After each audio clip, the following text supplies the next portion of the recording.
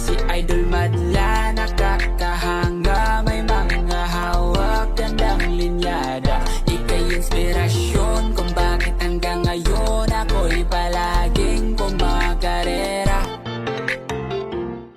For today's video mga kalapatids, mamimili tayo ng ipag-give bird natin or pang papa exchange bird mga kalapatids. So kukuha tayo ng isang ibon na i-condition natin, kaya dadalhin natin para sa Christmas party bukas ng Kalapatids Vloggers.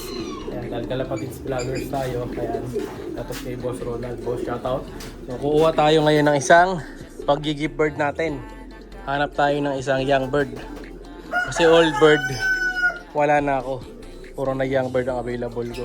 So piliin tayo ngayon ng isa. So yung mga young bird ko kasi dito halos maliliit pa. So ang magiging choice natin is yung natin sa kabila. Meron tayo doon 3 ibon, 2 puti, sa isang pula. And then, eto meron pa ako isang bakante dito. Ayan o. Isang young bird ako di dyan. Kapal ang pops, di ba?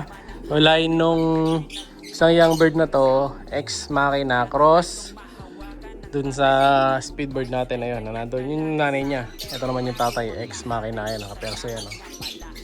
Yan. So ito, yung isa dito, kapatid ng ex machina din. Tabi. Ayun, yung pula. Kapatid niya yon. Pero itong checkered, ang magulang naman ng checkered na yan is ito, nilipat ko itlog. Masili ilap cross. Sino ko lagay?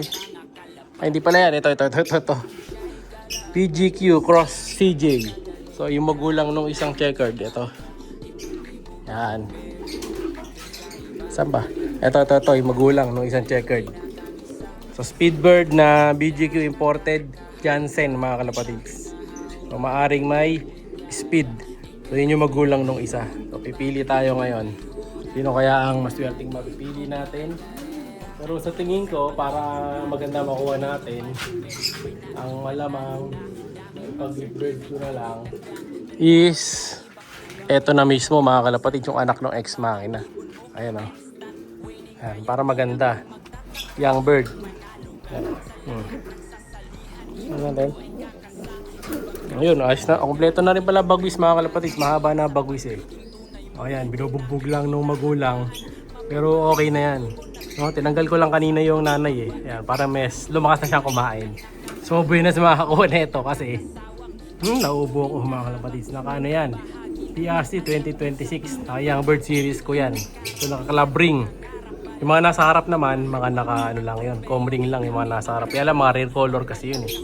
Kaya nahihirapan ako mamili. So, ito na lang siguro.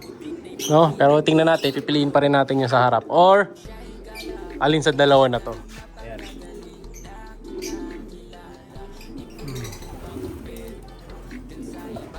Puro mga nakakalabring yan, mga kalapatids. So, wala akong may tatapod yan, puro kalabring yan. Pang malakasan. Yung iba ko kasing young birds dito, maliliit pa. Ayan, katulad nito. Ayan, maliit pa oh. Hindi pa pwede pang give bird. Meron ako sa harap kaso sisiw pa. Hindi pwede. Ito rin, maliit pa. Masili, Tacloban, Finisher, Cross, Kuban, Rezo, maliit pa. Hindi pa pwede mga kalapatids. Ito rin, maliit pa. Yung isang anak nila, maliliit pa eh. So, yun lang available ko talaga na young birds. So, kailangan daw kasi magdala dahil magkakaroon na ng exchange gift bird. So, palit-palit kami ang ibon doon. Parang bunutan yata. Kung sino makuha mo, yun ang ibon na makukuha mo. So, sasali tayo para may chance tayo makakuha. So, kanina pa ako nag-iikot dito. Nahanap ako ng young bird.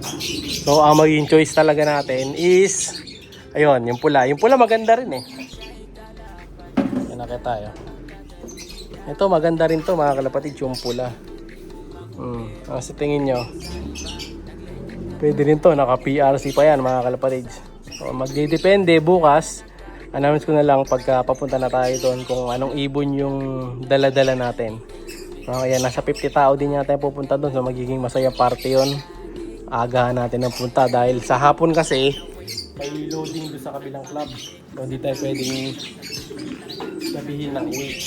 So tamis tayo dyan. sa Kalapatids Christmas party.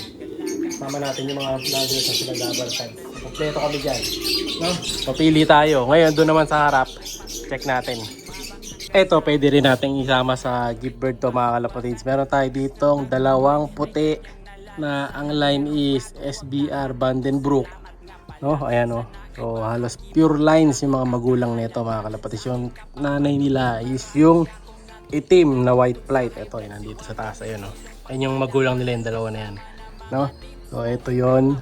Kaso, mawawalan ako ng dalawang pure white. So, nagpaparami kasi tayo ng mga pure white. Ito sana gagawin ko pang parami.